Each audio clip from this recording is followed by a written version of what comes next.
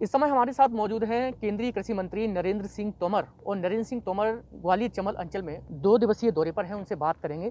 Sir, जिस तरीके से संभावना जताई जा रही है कि कोरोना की तीसरी लहर आने वाली है और इसमें सबसे ज़्यादा बच्चों पर असर होगा, तो इसके लिए क्या पूरी प्लानिंग तैयार की है? वैसे तो मैं ईश्वर से कामना करता हूँ देश को तीसरी लहर का सामना न करना पड़े, लेकिन फिर भी अगर तीसरी लहर आती है तो उसके लिए केंद्र सरकार और राज्य सरकार दोनों पूरी तरह से चिंतित भी हैं, गंभीर भी हैं, और उसके लिए जो आवश्यक उपाय हैं वो उपाय पहले से ही किए जा रहे हैं। और मुझे लगता है कि यदि ऐसी परिस्थिति आई भी तो निश्चित रूप से तीसरी लहर को भी नियंत्रित करने में भारत सफल होगा। धीरे धीरे 2 चरणों में जो कोरोना की परिस्थिति बनी है उससे देश में नागरिकों में भी जागरूकता आई है और वैक्सीनेशन का काम भी तेज़ी के साथ चल रहा है। और मुझे लगता है कि सब दृष्टियों से जो आवश्यक इंतजाम है वो किए जा रहे हैं। सर, किसान आंदोलन को लेकर क्या राय है? ये कब तक चलेगा? क्या किसानों से बात हुई है? कृषि सुधार बिल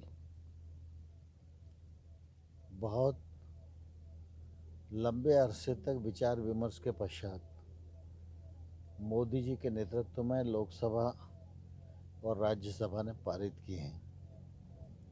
इन कृषि सुधार बिलों पर विगत 20 वर्षों तक विभिन्न मंचों पर, समूहों में, सरकारों में विचार विमर्श हुआ है और उसके पश्चात किसानों के हित में इन बिलों को पारित किया गया है।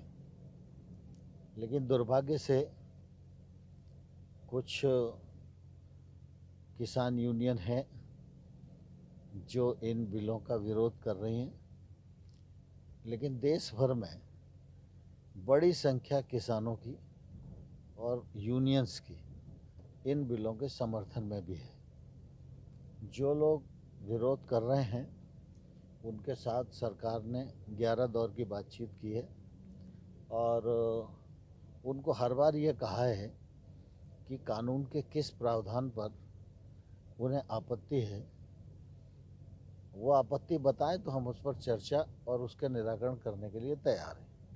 सर, ये कहा जा रहा है कि पंजाब में ग्रामीण विकास जो निधि है वो रोक दी है, केंद्र सरकार ने पैसा नहीं दिया है। केंद्र सरकार सभी राज्यों के साथ समान व्यवहार में भरोसा रखती है और किसी भी प्रकार की निधि को रोका नहीं गया है। लेकिन केंद्र सरकार की जो निधि है उसका राज्य ठीक प्रकार से इस्तेमाल करें और समय पर उपयोगिता प्रमाण पत्र प्रस्तुत करें तो हमारे यहाँ मंत्रालय में किसी भी राज्य सरकार को अप्रोच करने की भी ज़रूरत नहीं पड़ती। स्वाभाविक रूप से निधि समय से पूर्व उनको अंतरित कर दी जाती है।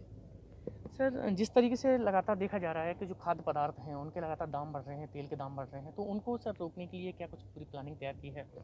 नहीं, मैं समझता हूँ कि अभी आप सबने देखा होगा कि जब दलहन और तिलहन के भाव बढ़ने की स्थिति आई, सरकार ने तुरंत उसको संज्ञान में लिया और जो आवश्यक उपाय किए जा सकते हैं वो सारे आवश्यक उपाय किए हैं।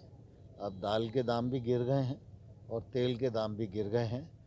भारत सरकार एक तरफ किसानों को उनका वाजिब दाम मिले इस बात की भी बराबर चिंता करती है, लेकिन उपभोक्ता को भी सस्ते दाम पर खाद्यान्न सामग्री मिले इसके प्रति भी पूरी जवाबदेही बरतती है।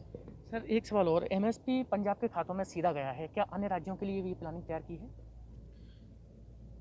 मोदी जी जब से आए हैं प्रधानमंत्री के रूप में, उन्होंने लगातार इस बात की कोशिश की है कि सरकारी पैसे की जो बंदरबांट होती थी वो बंदरबांट रुकना चाहिए और जिसके हक का पैसा है वो उसके खाते में पूरा ईमानदारी से जाना चाहिए। आपको ध्यान है कांग्रेस के तत्कालीन प्रधानमंत्री राजीव गांधी कहते थे कि हम 100 रुपये भेजते हैं, गांव तक जाते जाते वो 15 रह जाते हैं। मोदी जी उसके बिल्कुल उलट हैं। वो 100 रुपये भेजते हैं तो 100 रुपये अकाउंट में जाएं, इसका सार्थक प्रयास हमेशा करते रहते हैं और इसमें वो सफल भी हैं। पीएम किसान सम्मान निधि के अंतर्गत 1,35,000 करोड़ रुपए से अधिक की राशि किसान के खाते में 100% ट्रांसफ़र हुई है। फिर कोई भी सब्सिडी का मामला हो, हर सब्सिडी को अब डीबीटी कर दिया गया है, जिसके कारण पात्र हितग्राही को पूरा पैसा मिल रहा है। खाद्यान्न का उपार्जन भारत सरकार करती है और उपार्जन का जो पैसा है वो भारत सरकार कई वर्षों से किसानों को सीधा उनके खाते में ही पेमेंट कर रही थी। पंजाब और हरियाणा अपवाद थे। पंजाब हमेशा जब खरीद का विषय आता था तो वो पंजाब सरकार रिक्वेस्ट करती थी कि इस बार हमारी तैयारी नहीं हो पाई है, इस बार हमको एग्जाम कर दो, अगले वर्ष से हम लोग आपकी बात को मान लेंगे और डीबीटी कर देंगे। तो पंजाब और हरियाणा ही बचे थे। इस बार पंजाब और हरियाणा के किसानों को सीधा पेमेंट हो, यह सरकार का दृढ़ संकल्प था और पंजाब सरकार ने इस बार भी कोशिश की थी कि भाई हमारे को कठिनाई है, लेकिन हमने कहा कि भाई सरकारी एमएसपी पर उपार्जन होना है तो किसानों को अब सीधा ही पेमेंट करना पड़ेगा, आप इसकी तैयारी करो। और फिर विवश होकर उन्होंने तैयारी की और किसानों को सीधा पेमेंट किया गया। देश भर में जो खरीद हुई है उसमें लगभग 42,000 करोड़ रुपए की खरीद हरियाणा और पंजाब में हुई है। 25,000 करोड़ रुपया किसानों के खाते में पंजाब में गया है और 17,000 करोड़ रुपया हरियाणा के किसानों के खाते में गया है। किसान इसे बहुत अच्छा महसूस कर रहे हैं और मुझे लगता है आज़ादी के बाद ये पहला मौका है जब किसान को अपने उत्पादन का 100% पैसा उसके खाते में और जेब में मिला है। इससे पहले उनको मध्यस्थों के थ्रू मिलता था और वो कभी पूरा नहीं मिलता था। एक सवाल और सर, जिस तरीके से जो मध्य प्रदेश में राजनीतिक घटनाएं हो रही हैं, मेल मिलाप बढ़ रहे हैं, बताया जा रहा है कि आप सीएम बनने वाले हैं, तो क्या, और खासकर ग्वालियर चंबल अंचल की बात करें तो लोगों की भी मांग है, क्योंकि यहाँ से कोई भी मध्य प्रदेश का मुख्यमंत्री नहीं हुआ है, तो उसको लेके क्या रहेगी? नहीं, ऐसा मानने का कोई कारण नहीं है। मध्य प्रदेश की सरकार स्थिर है, शिवराज जी के नेतृत्व में बहुत अच्छे से काम कर रही है। सामान्य शिष्टाचार की मुलाकातों को राजनीतिक दृष्टि से देखना यह बिल्कुल भी उचित नहीं है।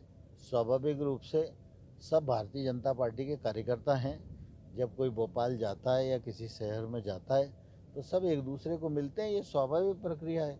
इसका राजनीतिक मायने लगाना मुझे लगता है कि बिल्कुल भी उचित नहीं है।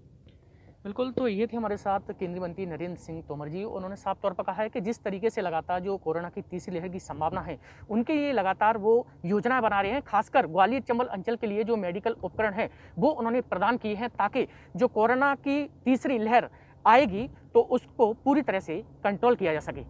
अनिल गौर, ईटीवी भारत, ग्वालियर।